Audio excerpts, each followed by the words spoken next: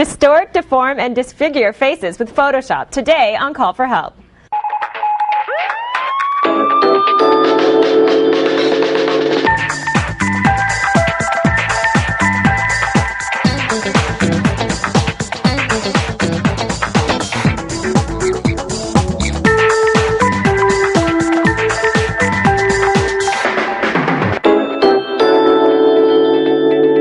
Hey, hey, hey! Or as Bill Cosby would say, hey, hey, hey! Time for Call for Help! I'm Leo Laporte. This is the show where we show you how to get the most out of your personal confuser. Yeah, that little spawn of Satan right there on your desk thing, that thing that was designed to make you insane. We tame that beast. We show you how to use it. In fact, I tell you what, you give me 6 weeks. Just watch this show for 6 weeks. I know that seems like a lot, but it's not. It's going to be fun.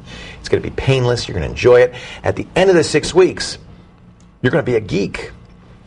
But no one will know. You'll be a closet geek. People will come, but I'll tell you what they will do. They'll come over and say, you understand this stuff, don't you? And you say, well, yeah, a little bit. Can you tell me how to? Oh, yeah, no problem.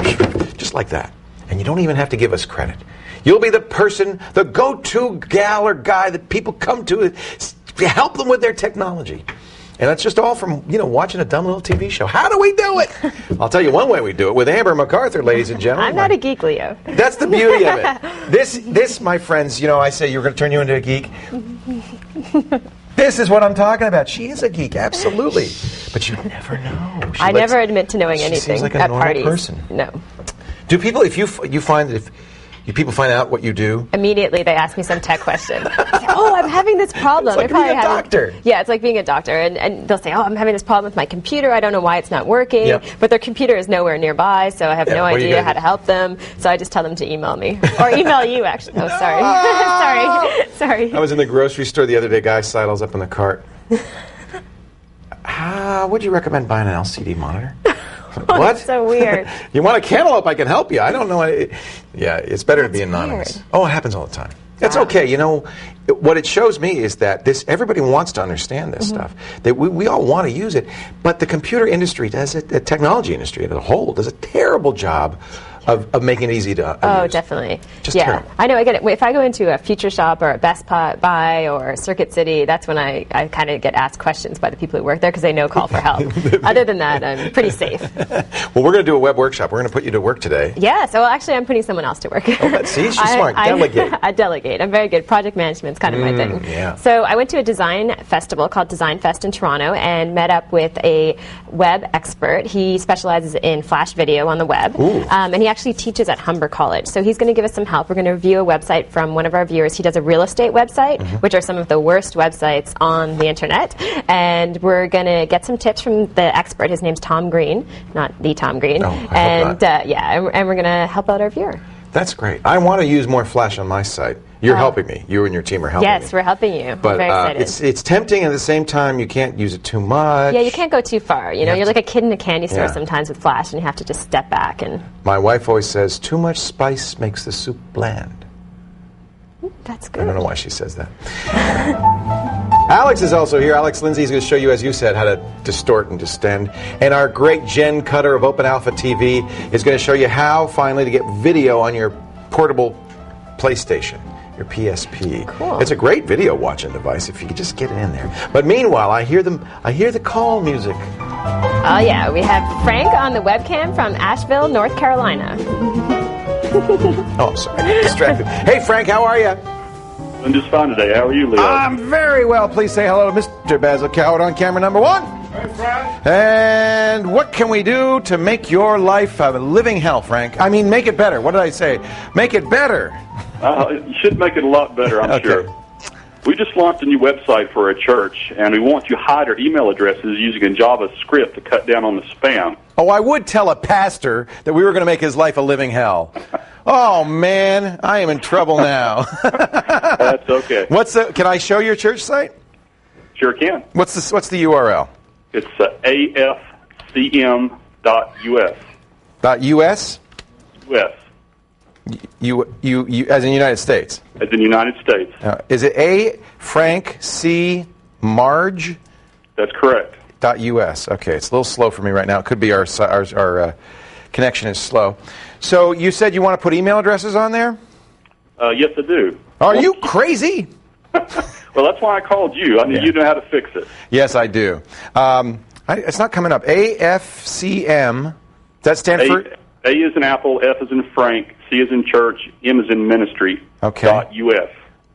Okay, I don't know why. Maybe it's just me that's not coming up. But anyway, you're absolutely right to be worried because, of course, the minute you put your email address on a web page, whether you put it in the text of the page or even in the HTML behind the page, you're opening yourself up to those spammers who send out automated spiders. They troll through the net looking for email addresses. And when they find them, they slurp them right up, and you're guaranteed to get spam. You know, Frank, I hide my address, but I didn't always. It was out in the public long enough that I now get in excess of 1 million spam messages a month to my website. 1 million a month. Fortunately, I have a very good spam service that protects me. What I do, I don't know if I can. Let me see if I can pull up my site. Might be all the sites are down. Nope, my site's here. What I do is, first of all, you never put your address in the text, obviously, right? Because they'll see that. You know, if I put leo@leoville.com in the website, that would be a bad idea. Let me see if I can find it. Oh, yeah, okay. So I put contact me, right? And you notice if I hover the mouse over it, it says mail to leo@leoville.com. That means if you click that address, it's going to, launch your email program, and it's going to send me a message. But I do not put that text, leo@leoville.com, in the HTML. I actually have a little JavaScript that I use to kind of hide it. In fact, if we look at the page source, you can see it.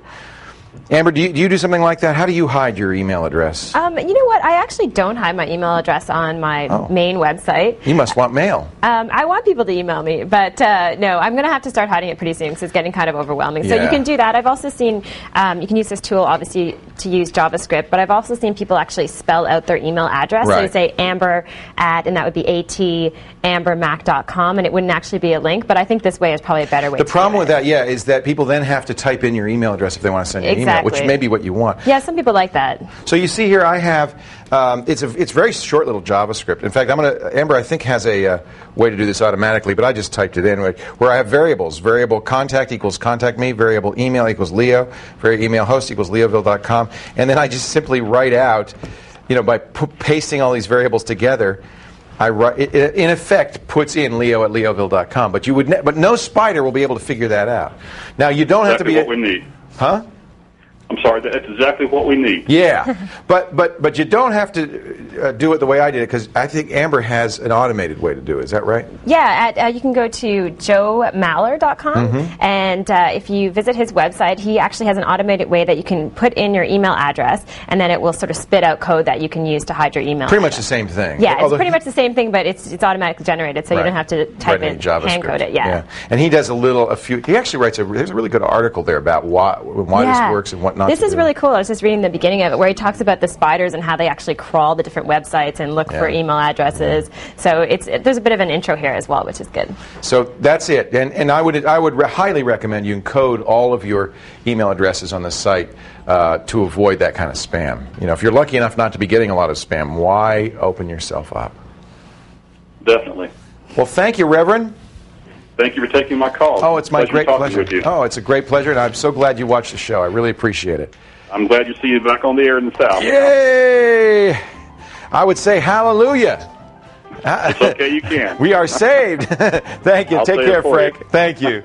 God bless. Thank you. Bye-bye. Bless. Coming up next, if you have a friend that likes making funny faces in photos, why not do it to him? Take it to an extreme. You know how your mom said your face will stick like that? Yeah! We're going to make their face stick like that with a little Photoshop magic from Alex Lindsay. Coming up right after this short break. Stay here.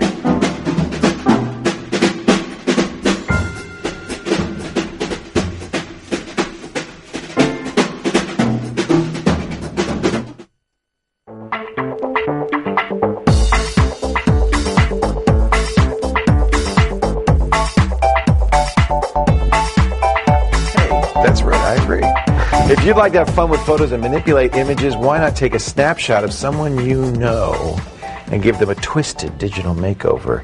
Alex Lindsay, now please don't do this Franken face. to Amber, because poor Amber's suffered enough. He's going to do it to somebody else, I hope. I'll do it to you're my going to do your kids. daughter? Oh, they like this, though. This is fun for them, right? Well, yeah, no, this is like one of the things that we, It's a toy.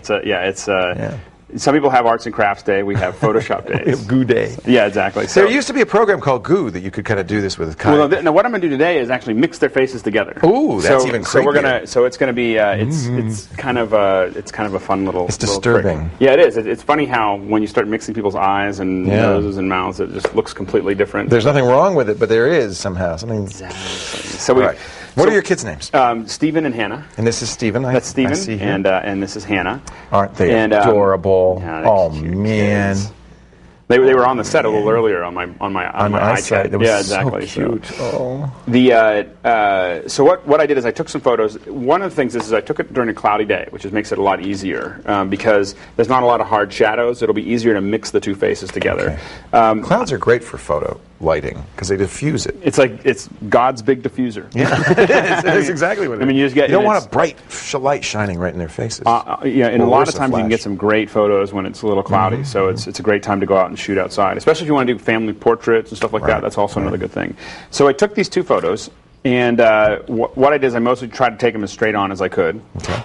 Try to have them have roughly the same expression, so you can see they have just a little bit of a smile, and just roughly about the same size of their head and everything else. So now all I'm going to do is I'm going to take Stephen's here, I'm going to drag it over top of Hannah's, like that. Now the first thing you have to do is you have to line it up.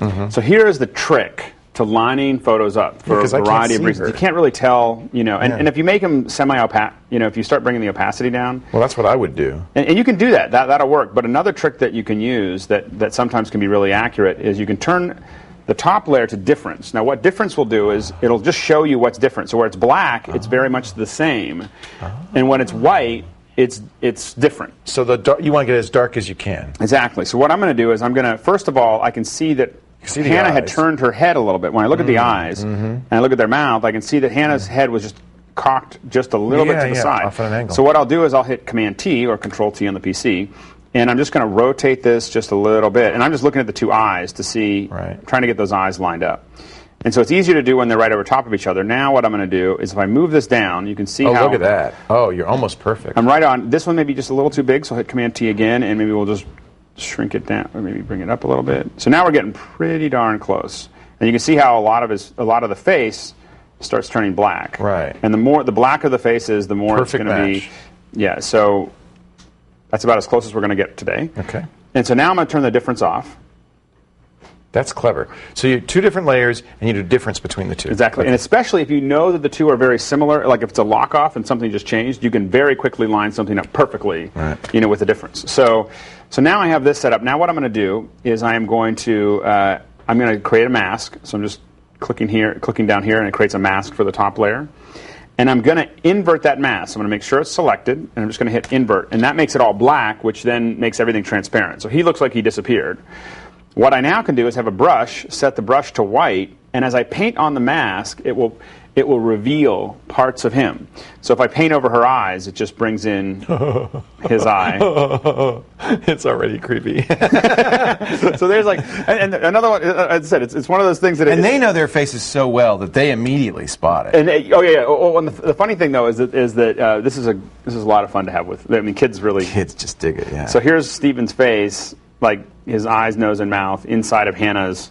Man. And now you can completely, if I just invert this mask as well, I can go, that's what... Her eyes and his face.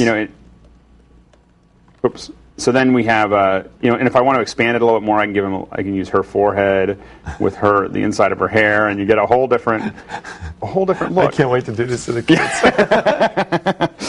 Kids are going to have some fun. It's a silly little trick, but it's a lot of fun, and you can do it with. I mean, if you want it's a great way to insert your face or your kids' faces or your friends' faces into. You can make them look like George Bush or Madonna. So you would take a picture of somebody else. Right. And try to get the faces matched as close as you can, and then you can just paint over their face. Exactly. And if you do, the big thing is that if right now these are shot head on, but if you saw a picture of a famous person, for instance, that was at a certain angle, just try to shoot the camera. Try to match the angle. Yeah. The angle, and then get them lined up, and then you just slowly paint paint you into it, or Can you do her person.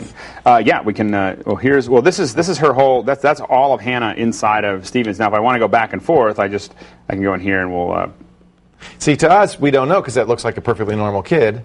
But to them, right? To them, it's quite a. Or to you, right? Yeah, exactly. So yeah, but it can be really, really fun, and you can have the mixed. You can mix the kids with the parents, or you can. And that's a really useful technique. Anytime you want to embed something in something else, I like that. The key is getting it lined up and then using this layer mask. The layer mask is a very powerful tool to let you start to match that up. And the big things to remember, whether you do this or not, is using the difference layer to line things up, and using your layer mask to slowly paint things back in. I always think when I'm at home, layer mask. I need a layer mask now. Show me how to make a layer mask again, real quick. Yeah. I always go. I know what you want to do one. is you just need to click down here. So let me throw this one away. Okay. So I'm just going to drag this one out, and we'll discard it. So we'll be back to his face. So that's his face. All I have to do is select this. And this layer. would be her, right? This would be him now. Okay. And I'm going to click down here. This is add layer mask. Add layer mask. Okay. So now nothing will happen because the layer mask is all white. But anytime if I paint black and white on that layer mask, see if I stake, for instance, if I make this a black, what happens if you do black? Swap through. Oh, look at that. Oh, that's now what I'm doing. Yeah, that's a little weird in itself. There we go. Yeah, now you have a really odd look there. But you can see over here there's the black that you. There's the black, and the black is where it's black. It's going to be transparent. Where it's white, it's going to be opaque. And so whatever you paint on that, it's just it's a palette that you can paint on that controls the transparency. Very useful. I'm going to go home and play with it right now. Well, maybe not right now. I'll stick around to the rest of the show. Thank you, Alex Lindsay. He's the big cheese behind the mighty multimedia troupe, PixelCore.com. In fact, if you want to be a member of the Pixel Corps, it is a really great way to become a master at this and then ultimately work at this trade, because you can make a living doing this, believe it or not. Find our show notes from this segment at callforhelptv.com. We'll take a break, but first, let's leave you with a little taste of technology. It's our next tech quiz question of the day. What does sonar stand for? Some natural air resistance, sound navigation and ranging, sonic non-aggressive rays, or my favorite, soggy noodles and rice. We had that at the calf today, I think. Yeah. Go to the website, give us the answer. We'll talk about it when Call for Help continues.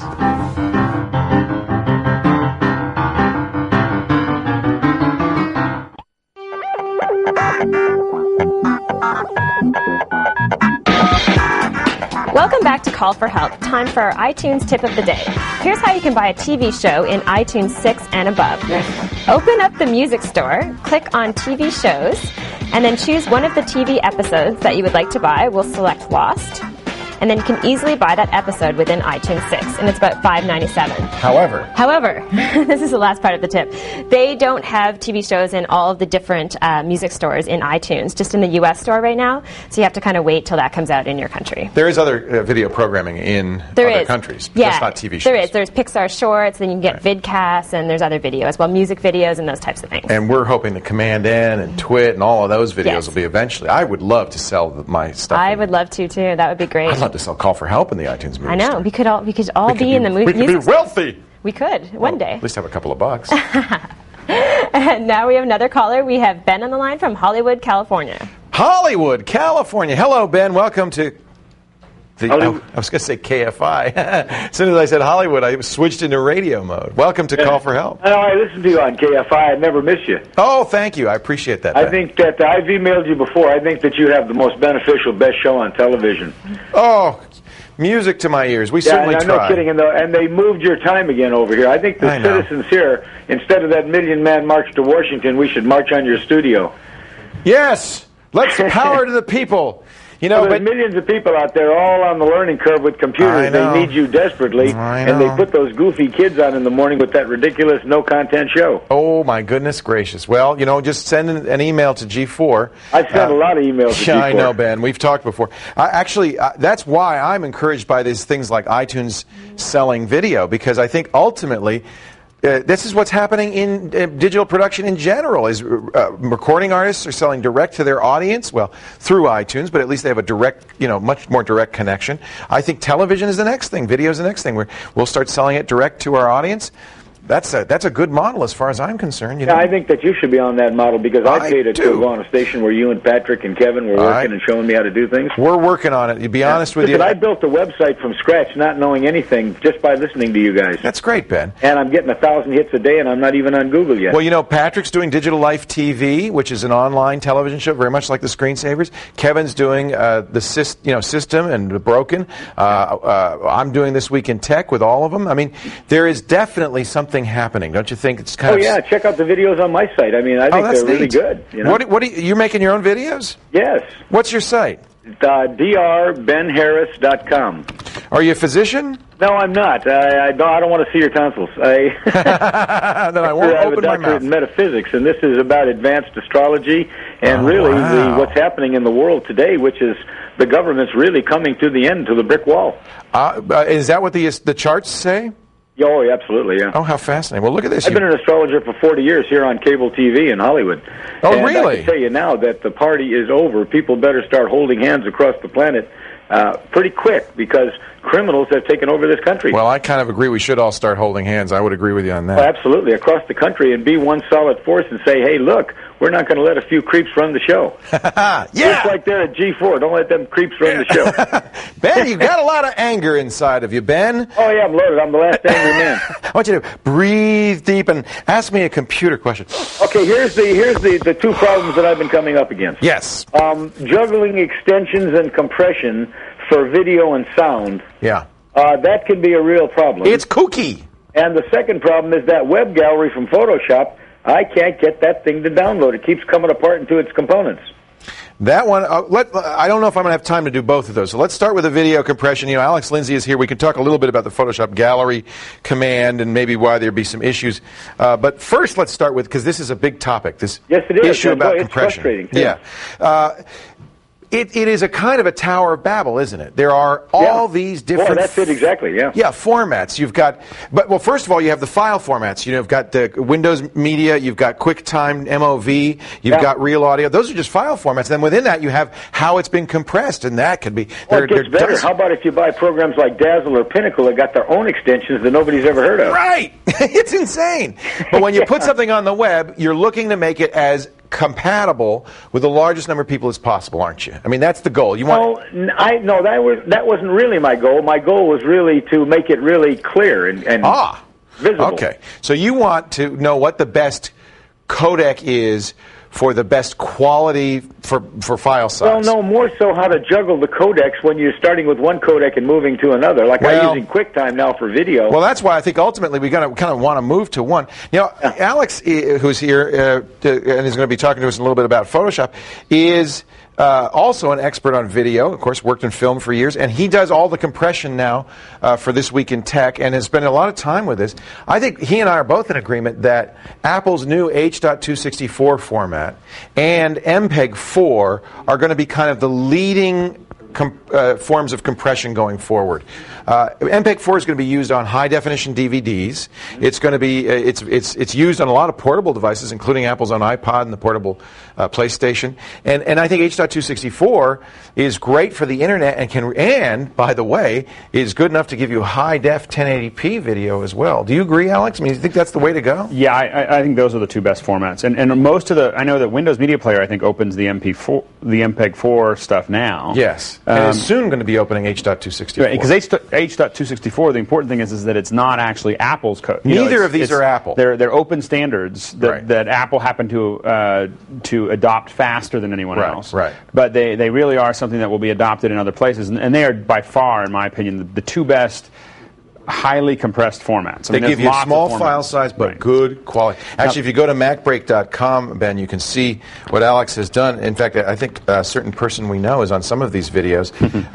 And these are almost experimental more than anything else, just to see what can be done with it. We're just getting started, so we're just playing with what can we get away with. This video I'm showing you right here. Great. Thanks for being there. This is compressed. Now look how good this looks. This is H.264, and you're talking about what, a few megabytes a minute, right? About a megabyte megabyte a minute. A megabyte a minute. That's incredible. Yeah, I mean, that's close to what MP3 audio is. Oftentimes, yeah. So this is really, we're really cutting a lot of corners and making it all. This is why I agree with you that this H.264 is really the future. How do you like QuickTime for the web? QuickTime. Now, understand, what we just were talking about was codecs. Now you have a player, and that would be QuickTime or Windows Media Player or Real Player. I like QuickTime a lot. QuickTime makes H.264, but that's a player. It can play all sorts of other codecs and make other sorts of other codecs. So don't confuse the two. QuickTime is not a format per se. But you can certainly use it on your website easily with no problem. Well, in fact, that's what this is. This is QuickTime running right now. And that's mostly because the only product right now, as we do this show, that's supporting H.264 is QuickTime. But that's just a matter of time before that changes. Absolutely. I think the quality on this is stunning for a megabyte a minute. So that's where I think ultimately we're going. Now, we've got XVID, we've got DivX, we've got all these other formats. And I think that in the long run, having so many formats is confusing. We have the same situation in audio, but MP3, despite not being the best, but MP3 has really stepped forward and says, that's the audio format of choice. I think you're going to see the same thing. MPEG-4 and H.264, which is just a variation, by the way, on MPEG-4, are open standards. They are the future of video, and I think that that's the way to go for everything. You get the best quality, lowest file size. Right now, it's problematic because Windows users have to get QuickTime 7 to see it, and that's still in beta as we speak. Or maybe it's out of beta. I think it's just went out of beta. Yeah, I think it's just out of beta. But it's and I think that QuickTime we find I love QuickTime. I think it's a better. The big thing about QuickTime is you have all these codecs you can compress into. You still have choices. Everything from the super high end uncompressed all the way into and there's lots and lots of room in between. What do you do with these oddball files like the one from Dazzle, like an MCS file? There's nobody to convert that except maybe Dr. Divix. I don't know. No, they do it because you have to use their software, Studio 8, to make the change. They're locking you into their software. Stay away from products that require you to use proprietary codecs. Period. It's a mess because you don't know what you're doing, and once you're in there, then it's too late. Stay away from them, and that's just a reason not to use that product. In my opinion, I found out the hard way. I thought it was complete, but it's only half the picture. No, just use, and you've heard me, Ben, enough now to know. Open standards. Open standards. I say it over and over again. You don't want any one company to control any of this stuff. We got to run. We're almost out of time. We'll talk about the gallery subject, the Photoshop gallery, a little later on, though, because that's a good subject, too. They're putting you on at 6 in the morning. Well, I know, 6 a.m. Just get up early with the chickens, look at the sunrise, and watch Amber and Leo and call for help. How would you like to get some very sound video advice from Tom Green? No, not Tom Green, the actor, although he might have something to say. We're talking Tom Green, the teacher. It's our web workshop coming up. He was at a design festival in Toronto. Amber tracked him down and is going to get some great multimedia expertise in today's web workshop. Stay right here.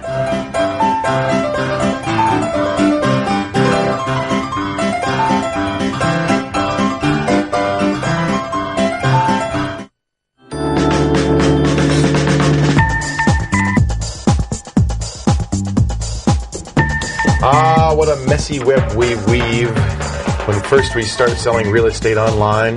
You ever been to one of those real estate sites? You can't find anything. One of our viewers decided to add some video to make his real estate webpage stand out, and he's asked for some help. Fortunately, help is on the way. Amber has tracked down an expert, Tom Green. Yes, Tom Green, not the actor. Tom Green actually works at Humber College, and he teaches courses on multimedia here in Toronto. So I met him at Design Fest, and he helped us out a little bit. Took a look at John Marshall's real estate website. Now, we want to say, John, we think it's great you're doing a website. Yeah, we think it's awesome. It's great fantastic. Site. And obviously, for anyone who's in the real estate business, you have to get pictures of those houses up there, and video is awesome. You just have to be a little bit careful about how you actually get video on the web. Right. It's easy to do, but you can also screw it up really easily. That's just what we were talking about with Ben. Absolutely. Yeah, for sure. So Tom gave us some great advice, so I had a chance to sit down with him, and we reviewed John's site. All right. Don't take this too personally, John. Let's take a look. Okay, so I sent you a link to John Marshall's real estate website, and I want to get some tips for John to help him make his site even better. So we have a few minutes. So to start out with, what was your initial reaction to his site? My initial reaction to the site, especially from the streaming video, was why? It is very difficult to actually travel through it. I was using a very fast line at the college, which is the T1 line, and it was chugging and holding and doing all kinds of. So the video was kind of stalling in the middle. Stalling isn't the word for it. Right in the middle of a word, it would pick up some more data, and then once it picked up the data, it would continue, and the word would continue. It was kind of weird. So what would be the problem, do you think? Part of the problem with that is that he's shooting using a digital video camera and taking a QuickTime movie and just dumping it in. Okay. He's not paying attention to the data rate, and that's the amount of data flying into the Flash player, which will make it play smoothly. What he's done, it looks like, is that the video is set at an extremely high data rate, thinking, well, if it's at a high data rate, I'm going to get good quality. No, what you're trying to do is push a watermelon through a worm. That's a very good way of explaining it. So, in order for him to actually, put video on his website, and I think there's a question as well, because this site is for a real estate website. It's to talk about, show some houses and some details about these houses. Maybe he doesn't even need video. What do you think of that? Well, video is, especially in real estate, is really starting to take hold, but it's got to be done right. The average user is not going to sit around looking at a video on a website and waiting for it to load and then seeing a little piece of it and then waiting for the next chunk to load. And I was using a cable modem, and I had this issue, and I pity the poor people that were in a dial-up trying to watch the video. So basically he took Flash video and killed it. Okay. Okay. So this is there are ways around it. And you can see here just on his website, he has this tiny, this is another problem at least that I saw on the site, I know you mentioned before, is that he's this tiny little image here, which is actually the video, and it's very, very small. And, if he wants to show off video, for starters, it should be a bigger window. Well, not only that, but what it does is it links to another page where the Flash player shows, and you can actually put that Flash player in there, have it go around it, and make it an interactive experience. I don't understand why there's a link there. So if you click the link, it just takes forever to download. So we probably don't want to do that right now. Well, you can click it. It'll be a while. Yeah. So as far as, other tips for the website, if we were to give him another tip, because obviously he has some issues with the video and he needs to improve that. Yeah. Do you have an easy way that you would recommend that someone who wants to add video does so on their website? Well, if you pick up a copy of Flash 8, which is the new version of Flash on the street, it actually has a built-in encoder. Okay. So you can take a QuickTime movie and encode it, and it will do it for you, and it will play very well. Now, with this here, he can go at it one of two ways. The first way is to use what they call a progressive download, which means enough of the video comes in to start playing. Okay. But with Flash Player, when play means play. So if this video here goes 8.5 minutes, and I'm sitting there 20 minutes into it, and I've only got about 1.5 minutes of video that's already played, that's wrong. That is not a progressive download. So he would have to, first off, drop the data rate.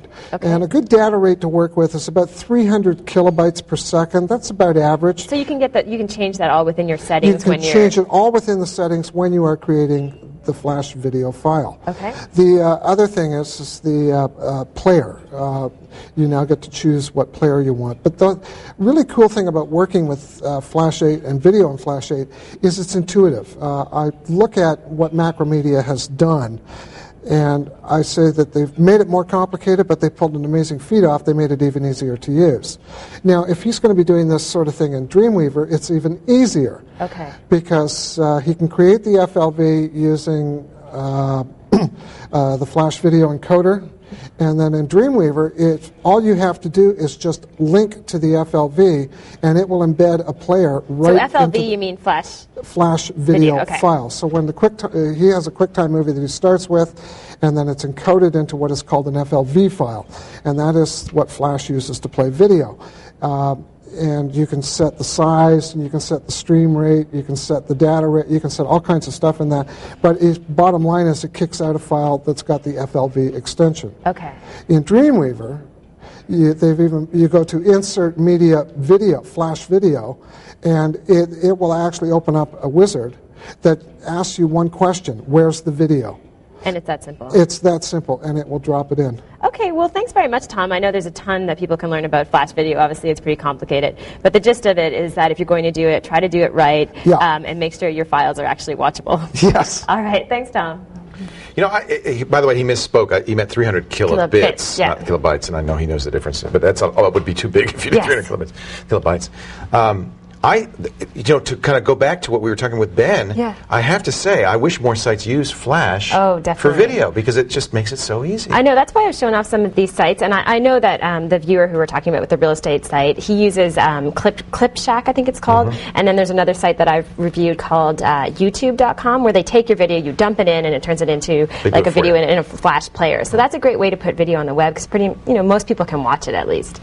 And we get so many calls from people who say, I can't watch the video on the web. If you use Flash, it converts it to a format that Mac, Windows, Linux, everybody can see, and it just does a great job. I think it's the future, really, of video online. But it certainly solves a lot of problems. Yeah, I like it. Anyway, Tom was great, so a little more critical than I am. But, and we thank our victim for putting up with that, Frank. It's, you know what? It's a good site. It works. When you're doing your own thing, the standards are different than if you can't compete against a $100,000 web design firm. Exactly. Even buying Flash 8 is pretty expensive as well. So. Yeah, just by itself. That's right. Yeah. If you want Amber to review your website, she's gentle. Email her at Amber@callforhelptv.com. We'll be right back with more of your calls. Stay right here. Hopefully Jen will do us in the control. Coming up. Over 10. Here's Jenny. 9. 8 commercials. 7. 6. Product commercials. 4. 3. Roll commercials. 2. 1. Hit the button.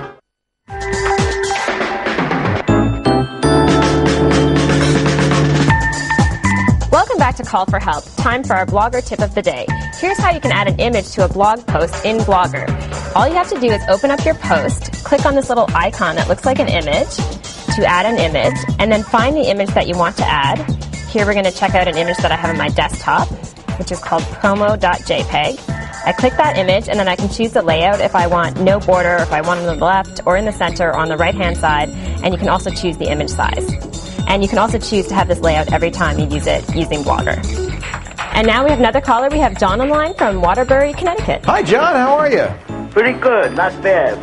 Welcome to the show. I watch your show all the time. Yes. You guys went off the air for a while. I got kind of scared there. Hey, they can't keep us down. Yeah, right. We get knocked down, but we get up again. They're never going to keep us down. What can I do for you, John? Well, I had a problem. I did a reinstall. I had to do a reinstall, but what would cause it?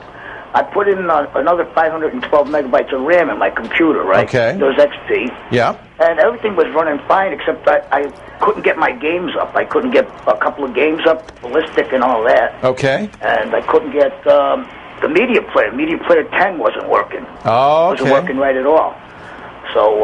So here's what you want to do. Yeah. It sounds to me like DirectX is messed up. But here's a quick and easy way to find out. You click the Start button, you click the Run item, and you type DXDIAG. That's DirectX Diagnostic Tool.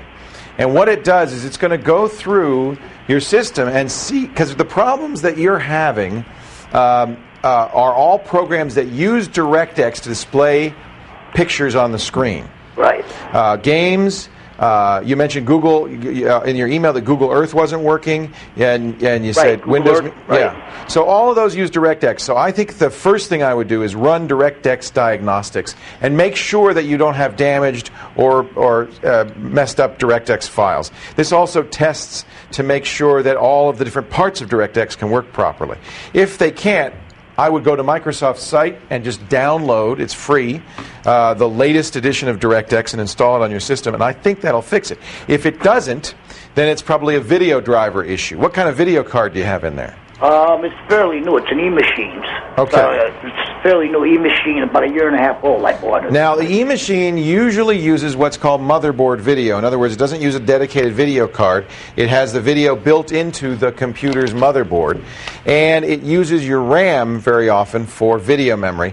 That may be not insufficiently powerful to do some of the things you want to do. Did it do it before you rebuilt? No, I had 512 in it, and I just upgraded to 1 gigabyte. Now So I have another 512. You were hoping that adding RAM would solve this problem? Well, it was working before I added it. Oh, okay, good news. All right, so you were able to do all these things before you did the upgrade. Right. Oh, okay. Yeah, I think probably just what happened is that DirectX or your video driver. So first do the DirectX diagnostics. If they pass with flying colors, then just go to the eMachines website and download a new video driver for your system. All right, that sounds That'll good. fix it. All right, John? All right, thanks a lot. Hey, thank you so much for the call. I appreciate it. Take care. Take care. Coming up after the break, find out how to bring your favorite movies with you on your portable PlayStation. It's not just for gaming. PSP video on the go. Coming up next with our own Jenn Cutter from Open Alpha TV. But before we do that, it's time for our next tech quiz of the day. What does sonar stand for? Some natural air resistance, sound navigation and ranging, sonic non-aggressive rays, or what we had for lunch today in the cafeteria, soggy noodles and rice. Go to the website, give us the answer, we'll talk about it when Call for Help continues.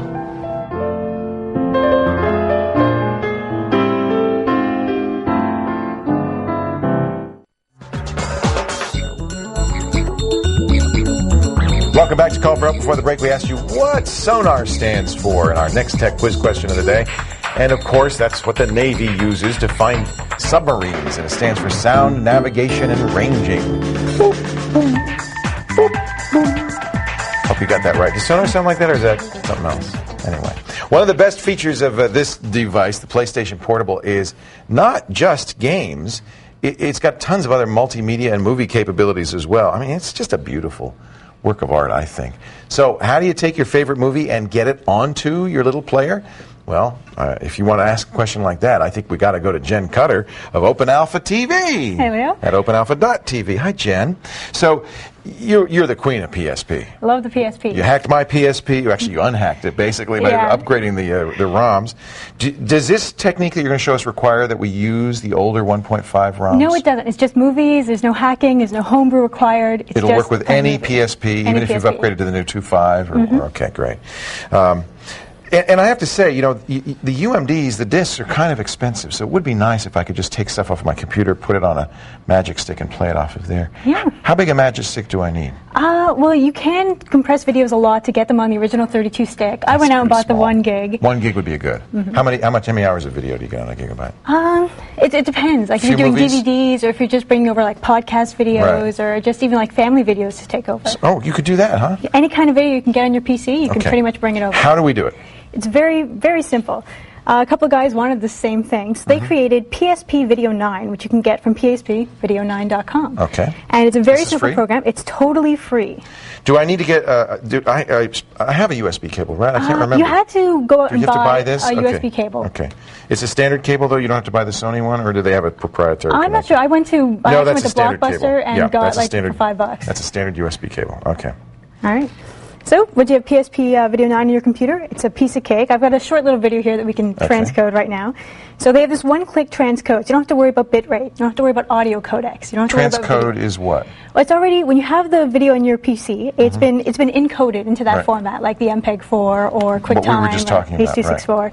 So what does the PSP want? They want the MPEG-4. They want MPEG-4 and probably a certain frame rate and picture size and all that stuff. But this knows all those details. Yeah, it knows all those details. You don't have to mess with it. Okay. So I'm going to do a one-click transcode. So I have this nice... Do you want to put it on a box? They're saying you're too short. Okay, go ahead. Come on, Basil. Give her a box. I can keep talking. And so Judy Garland had to stand on a box with Mickey Rooney. Many people don't know Mickey Rooney was 6'4". Okay. Oh, now you're much taller. I'm looking up to you. All right. All right. So I've got this video. I was in San Francisco a while ago, and Keith Harrison took a picture of these seals on a cell phone. So I've got this video here. This is a cell phone video. This is a cell phone video. So it's a quick short thing that I'm just converting. It's starting it now, and it's converting it to the MP4, and it even makes the thumbnails so that when you're on your PSP, you can see what it the looks start like. of the movie. And also, the sound gets converted over. The sound gets converted. Everything's all done. Keith, we should say hi to. He's the guy who shoots System, and great guy. Used to be our technical director for the Screensavers and Call for Help. So that's it. It's done. That's it? That's it for the movie side. Now you have to get it over to your PSP. So I need to borrow this for a second. I'll let you do that. I won't. We gotta, because you have to remember to set your PSP to USB connection under settings. Okay, so you're going to turn on the USB connection so that it sees it'll see desktop sees it. And then it's in USB mode. Yeah. And on the left side of PSP Video 9 here is just a section that says copy. Oh man, they made this easy. Nice and you don't even simple. have to go out into the Explorer. You just you see how much room's on your PSP. Yeah, it's got a great little window here. It tells you what's already on your PSP, how much free space you have, and the movie I just encoded. Do I just drag it? You can drag it. You can just hit copy the video to PSP. That's great. I'm just going to replace what I had on there. Let's see here. Can I play it? Tell me when it's okay. It's all good. Okay, so now I have to go back out of and I can disconnect the cable. You can disconnect the cable. All right. And then you show me where I go. Move over to video. Remember, One more over. The video thing, and press X. X. Okay. And then, look it, you've got Twit on here. And here's the seals. Let's show you the seals. This is It's a really short video.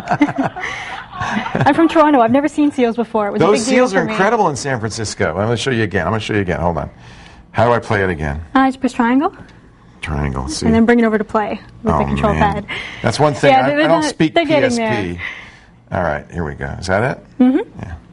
No? I did it wrong. All right. You better do it. There we go. See, that was easy. It's getting there. It's not the fastest Magic Gate technology in the world. It's still not playing, is it? No, it's not. It's loading? All right. It doesn't like me anymore. You get the idea. I've got other videos on there, too. Triangle, play. Do we have to rewind? Oh, we have to rewind, maybe. Okay. And now we'll play. The wonders of technology. Okay. We played once. All right, let's pick a different video. No, then. okay, let's we do that. Okay, I'm going to let you do it. I have a PSP, and the only thing I've ever done with it is play games. All right. But I think the screen is gorgeous. That's what I really like about it. Where's Open Alpha? Is that on here? Yeah, I've got Open Alpha 3 from a while back. Oh, yeah. Okay, I haven't seen that yet, so let's play that. So this is Jenn's own video podcast in which she covers these kinds of topics. See, look at that. That's great. The thing is, you can carry this with you on the bus or on the plane. Yeah. And the great thing about Video 9 is that it also does widescreen. This one wasn't done in widescreen, but if you have widescreen it will actually go all the way across. It will stretch other ones if you want it stretched, or it can keep it in the same aspect People ratio. complained about that there was no way. Only Sony seemed to know how to do widescreen. They figured it out. They figured it out. They stretched it. PSP Video 9, absolutely free. Boy, it looks pretty easy to do. Is there anything you would advise people on what kind of video works best for this? Does it matter? It doesn't matter. I've done everything from Even if you standard rip a movie? MPEGs to, if you rip a movie in MPEG, you can convert it. H.264 converts H.264. So it can understand anything. Yeah. Wow. That's really cool. And I thought the video iPod was new. Jenn Cutter currently hosts Open Alpha.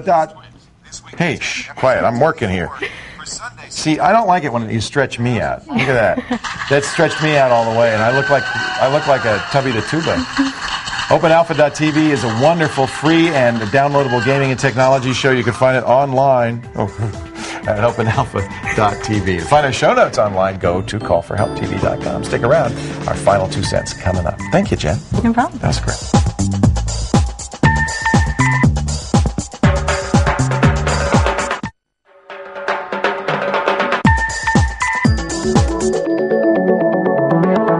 Jenn's got some good video on here. I know. No Command N, though. I don't see Command N. Is Command N on here? Here's Patrick Norton's TV show. I know, I've seen it. He does this for Ziff Davis. It's Digital Life TV. There he is with Robert Heron. This really, do you watch movies on here too, Jenn? Because this is a really nice, this is a good little device. Yeah. It's a good size. Yeah. I started watching Digital Life, actually. Originally, they just had Windows media files, but they've switched it since. Yes, yeah, because we complained. we complained. Patrick looks good stretched. Can you stretch Much better up? than I do. Yeah, that's what I want. You see, I'm too heavy for my height. I'm too tall for my weight. Too short for my weight. That's what it is. If you want to be on the show, how do I stop it? Circle.